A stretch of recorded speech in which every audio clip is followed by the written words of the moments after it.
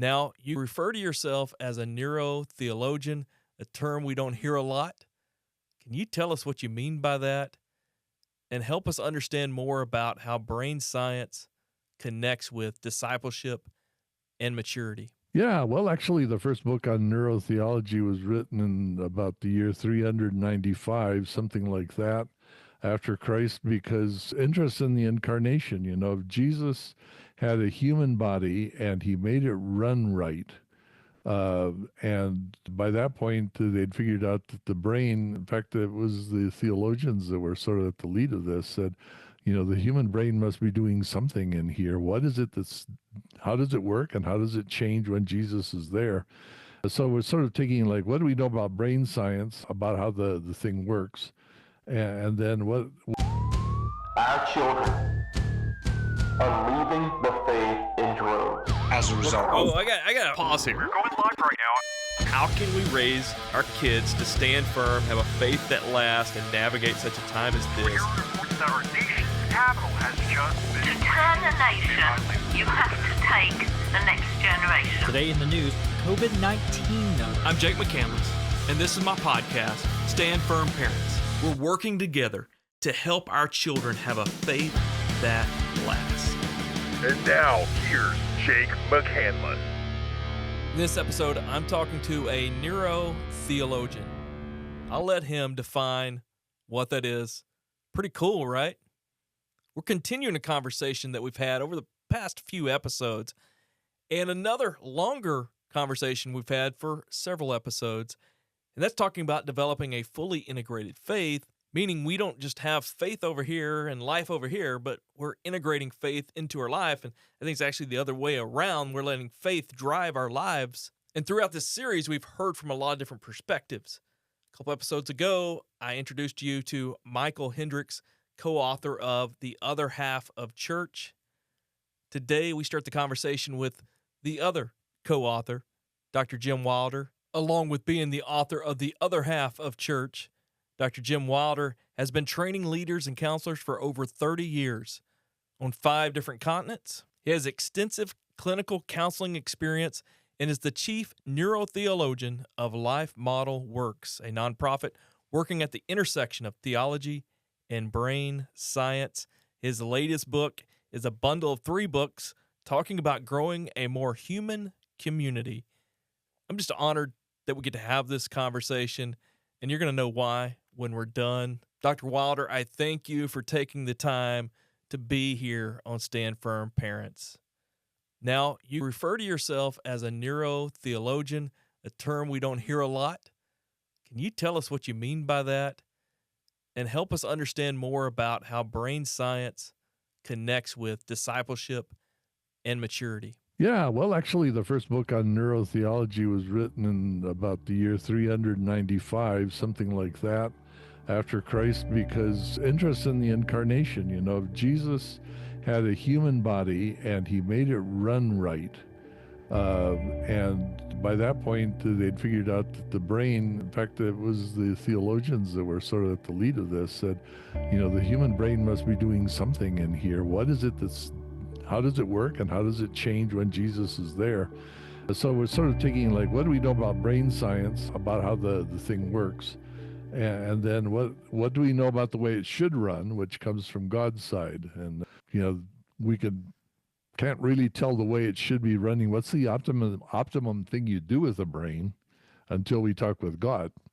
But we also think the way he created the brain was ultimately so it would do what he wanted. And so it's just studying those two things when they come together. Like, for instance, the identity center in the brain is made up of the neurological equivalent of 3 faces looking at each other. So our identity is at the same time 1 person and 3 people. Now, where would that idea come from, do you suppose? I knew I was going to have trouble keeping up with you, and already out of the gate, I'm lost.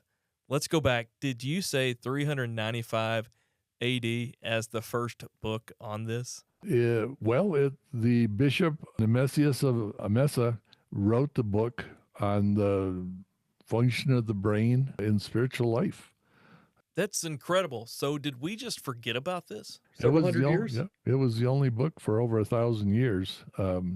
And it was basically the textbook for those that were interested in the topic. And then the Enlightenment came along and it began to think of, the brain only, you know, who needs God? And so then somewhere in the 1990s, when the brain scans came out, we actually figured out finally how the brain started to work. And so it's like, well, let's go back to that old discussion that we haven't talked about in a while and say, okay, well, the brain seems to really grow based on joy and peace.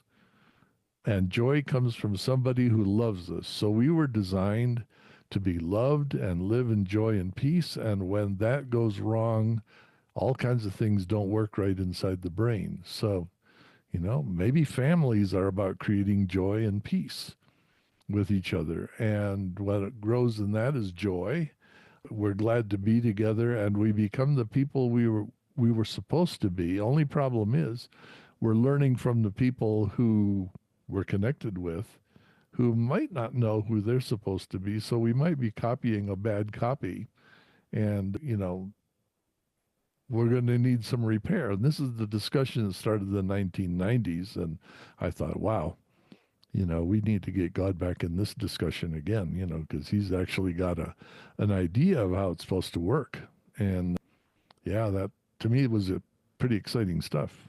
It sounds like your study of brain science and looking at how the brain works isn't necessarily revealing something new. Rather, it's just revealing God's plan all along and even what's in his word. I went to brain science lecture and I, heard what causes the brain to grow is joy. And I actually, I had a master's degree in theology and I was an ordained pastor by that point, as well as a psychologist.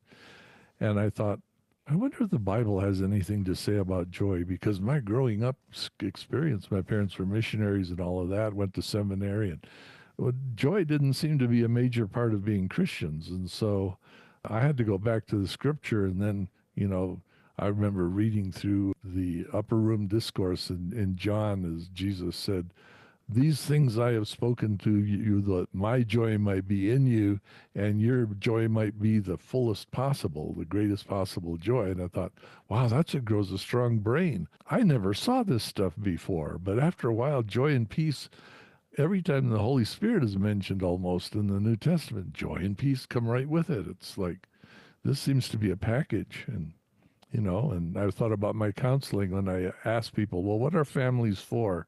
I never had a family who came in for counseling who said joy and peace. And yet, if what the brain is for is joy and peace, and what Jesus came to teach us is joy and peace, maybe that ought to be what permeates Christian homes, relationships, families, and churches. But, my growing up didn't even give me a clue. So I've read The Other Half of Church. I've read your new bundle, Growing a More Human Community, which we're going to talk about here soon. And I'm trying to read all the things I can of yours, but I'm behind. It's a lot to take in, and I'm sure for our audience watching, listening, it's the same. Can you back up a bit and just talk to us about this brain science that you're talking about, how the brain works? How does that connect with spiritual growth? Because what I'm hearing, it seems like we're talking about more being than doing. Yeah, well, on the way to the brain takes information in on the back, and the first thing it asks is this personal to me? And if it is, then it goes on through a process that leads us to our performance center. But our performance center comes before our identity center.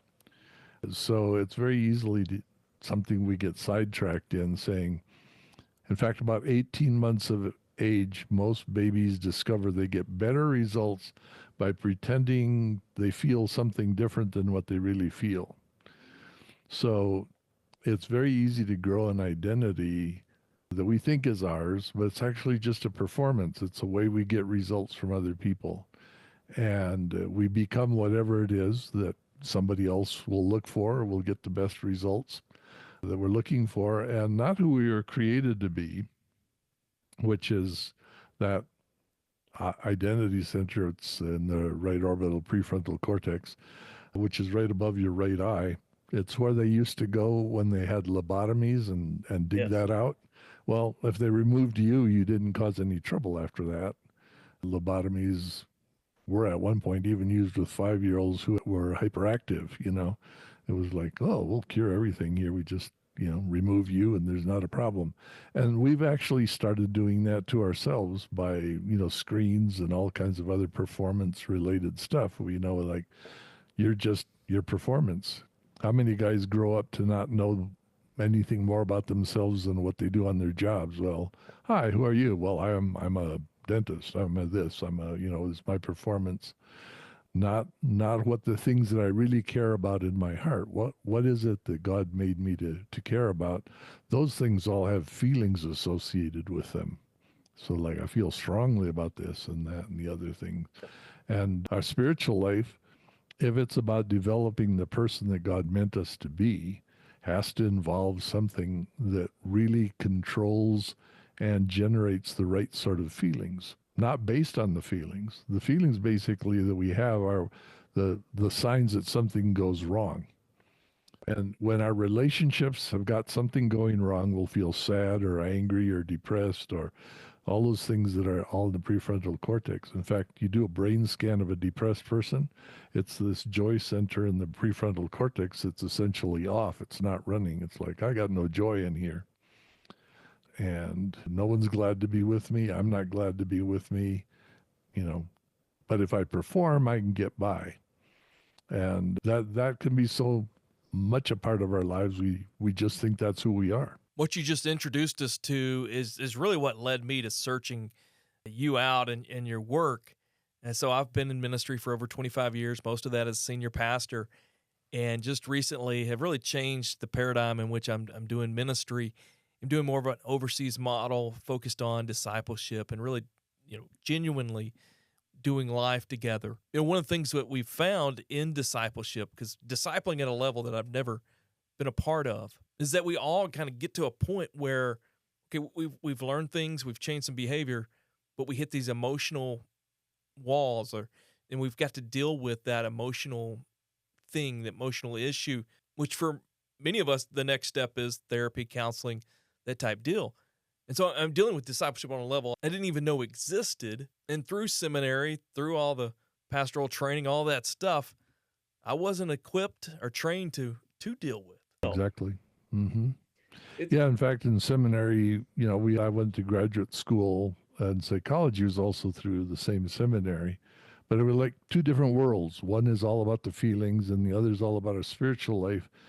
Not even in seminary were they combined.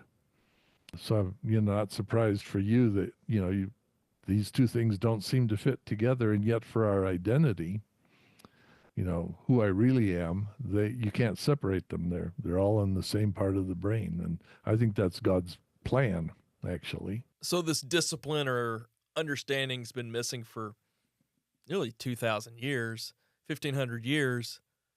I mean, are there some times that Christianity, the church, has actually accidentally got this right? Oh, yes, I think that's very much the case. When people lived multiple generations in the same house and they stayed in the same community, you actually had to deal with these things in order to get along with each other. And so there was this sort of built-in control. We all know what you really feel because we live together, and we all have to figure out how to act like Christians because we live together. And in those days, they separated Sunday school classes into your own generation, so that you'd have a few hours with your peers to try to figure out who you were before you went back in the mix. Well, now generations are no longer together. It's very, sort of almost unusual that a family has meals together, that you're actually living with the two parents that were the ones that conceived you. All those things have broken down. And so our performances have sort of drifted into this is the one thing we can all see. But I'll tell you what I think is a sort of a funny story. When I started counseling, couples counseling would come in for marriage, the woman would start crying and the man would sort of jump up. He said, "Oh, she's trying to manipulate me." And I would say, "Oh, no, I think she might be sad." And it took me usually about 2 hours to convince the man to sit down, put his arm around his wife, and hand her a tissue. because he was quite sure she's just out to control him. Now, everybody that came in was the same way. Something happened in the late 70s. I think it probably was a movie or a TV show. I don't know what. But from that point on, I only ever had one man who came in and didn't and thought his wife was manipulating him. It was like, do you have any tissues around here? You know, we got to give her. It was like, we understood that you could actually do sad relationally. So culture really influences this. Now, can you help somebody who's scared? Well, the answer is usually yes. Yeah. More trouble if they're scared of me, but you know, if they're scared, I can help them. If my kid's scared by a dog, I can kind of think I know what to do, and you know. But how about if they're angry? All of a sudden, that skill drops off the map. How do you actually help somebody that's angry? And yet, I've met leaders and just plain people in the community that will look over and say, man, I think there's something wrong with him. He's acting angry. I better go talk with him and find out what's going on. It's like, well, I see this as a sign that something's going wrong. Got to make our relationships better instead of, okay, I've got to control him or whatever the thing would be. And so when we had to live together, we learned a lot of this stuff. But as it's dropped out and we're looking at screens, you realize most of the emotions that most people have seen have either come from couples that are breaking up that they lived with, or from actors on TV who are giving you fake emotions to try to make a show. So we've learned almost all our emotional examples from fakes. Well, how is that going to help us in real life? It doesn't. Of course, spiritual life got sort of separated from emotional life academically about the year 1900, when we decided that emotions were actually the thing that kept you from being spiritual. There's always been a tendency to think that way, as opposed to emotions are a sign our relationships are collapsing and we need to be spiritual because we need to really put something back in our relationships. So our audience is mostly parents, and I'm just thinking as you're talking about us seeing these emotions, most of us as parents, when things are going good, we're not showing emotions. We're hiding maybe what we're thinking, how we're feeling, those things. And it's really only when it absolutely hits the fan that our kids see those emotions. Man, that's an incredible perspective. So in talking about how the brain works and what it needs, you've brought us into community and maturity. You have a new book series out, the Growing a More Human Community bundle. It's 3 different books, just incredible. Encourage people to check it out. And that bundle just hits on so many different levels. You're talking about physical maturity, emotional, relational, societal, you name it, spiritual maturity, all mixed together. Hopefully it would work together, wouldn't it? Well, yeah, if you had a master designer, it should, right? Like you said. So could you talk about how maturity connects with spiritual growth? Exactly my thought. Well, again, when emotional life and spiritual life got separated, which was mostly by academics that were fighting over who's in control, we stopped thinking about how they go together. But actually, emotional maturity is how well can I stay myself when things are going wrong? We all have that tendency to go like, man, I shouldn't have said that, but I was upset. Oh man, I shouldn't have said that, but I was tired. Like maturity is basically being able to grow a strong enough sense of yourself that you can keep it together when things are going wrong. An example for me is, I play guitar on the side, and there's stuff I can play if I'm the only one playing. But as soon as you add other people, like other musicians, I lose my way. And then, okay, that's too much for me. I learned to play with them. That's great. But put me in front of an audience and something goes wrong. I remember I was playing a song one time for a group, and somebody thought it'd be really cool to turn off the lights and everybody turn on their flashlights. I got so distracted that I forgot my chords and I didn't remember where the song went. That's a lack of maturity in my musical development. And for human maturity, first I have to learn what I need. Then I have to learn how to take care of myself. Then I have to take care of other people at the same time. Then I got to take care of kids at the same time. Then I got to take care of kids in work and school. And, you just keep adding to the load. And maturity means I handle that without forgetting who I am. And that's sort of a simple thing. Now, if it's performance, we're going to just tire ourselves out because I can't keep performing in all of those areas and keep it all up. I mean, I can do one thing, but then I got to drop something else. Part of being an identity is being the smaller person that God created us to be with limitations. It's like, well, yeah, I'd love to do that, but I actually need to get some sleep tonight or whatever it is, that we do. And parents are the big test of maturity. Can we take care of ourselves, our partner, and then little kids that don't know how to be themselves as they grow up and go through all the same stages that we did, and we tend to either duplicate what was done to us or react to it and go like, I'm going to be just the opposite. So, they tried to give me too much work, so I'll let my kids not have to do anything, and whatever the flip side of it is, and we just go to the other error then, which is where our maturity gets tested. So spiritual maturity is, can I stay connected with God in an active way while all this other stuff is going on? Oh, so good. Those definitions of maturity and spiritual maturity, just absolutely incredible. So we're going to do an episode just on maturity and talking about your new book and how that connects with spiritual growth and parenting. You've introduced us to so many things, and that was my hope with this. I know some are frustrated, like, I want to know more. That's why you need to get the book and follow Dr. Wilder and his work. But my hope with this series is that we would help families develop a fully integrated faith that would lead to a faith that lasts. And we can only operate in the expression of following Christ, of Christianity that we know. And so I'm hoping to expand that, broaden that, which you have done.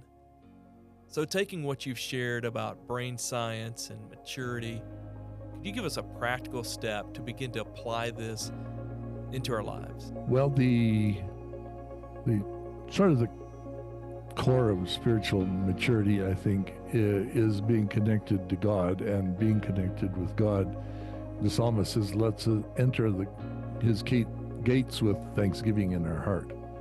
And so what I would suggest is the best place to start is by creating a thankful lifestyle, where the first thing you do in the morning is think of something you can be thankful for. Somewhere in the middle of the day, you think of something you're thankful for. Before you go to bed at night, you think of something that you're thankful for, and you share it with your family. 3 things that you appreciate, let's say, about God, 3 things you appreciate about your day, 3 things you appreciate about them. That kind of thankful is the basic ingredient for bringing God into the middle of what we're doing, because all good things come from Him.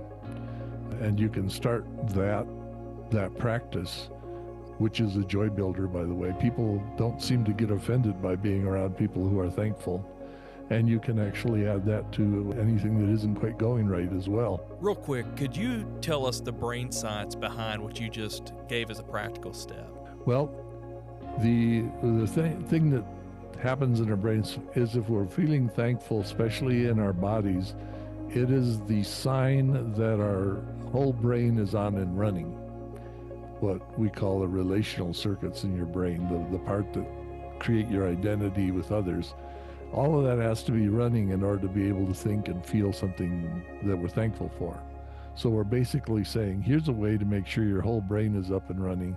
Because most of the time when we're upset, the reason we do things we wish we didn't do later is because part of our brain went off, the part that knows better. And so we're basically going, here's a circuit test. Let's get everything up and running. And your brain starts thinking after a while, oh, this is normal. If I'm not feeling grateful and thankful, I should probably correct that quickly so that I can get back to this. And that's the center of having a calm, peaceful running brain, identity and relationship and connection with God. Dr. Wilder, I can't thank you enough for taking the time to be on here. Just an honor to speak with you. And I know for our audience, whether that's over on the Stand Firm channels, on the Life Word Media side, or wherever you caught this, I'm sure you blew a lot of minds. Good to be with you, Jake. I appreciate you this chance to talk about who we were meant to be. Absolutely. Mind blown? Mine is. And we get to have another episode with Dr. Wilder coming up to dive into just the aspect of maturity and how that deals with our spiritual growth and discipleship. So much to lean into. I know you want to check out his books and his works somewhere, wherever the links are in the notes or the notes are, you can find that. Check it out. But I encourage you to slow down and take these steps. I truly believe leaning into what he's sharing will play a part in our families developing a faith that lasts and us having fully integrated faith. You've been listening to Stand Firm Parents. Stand Firm Parents is a production of Stand Firm Ministries in partnership with Life Word Studios, created by Jake McCandless and Brandon Harrington of Dime Collective. Again, thank you for listening, and be sure to subscribe, share, and most importantly, stand firm.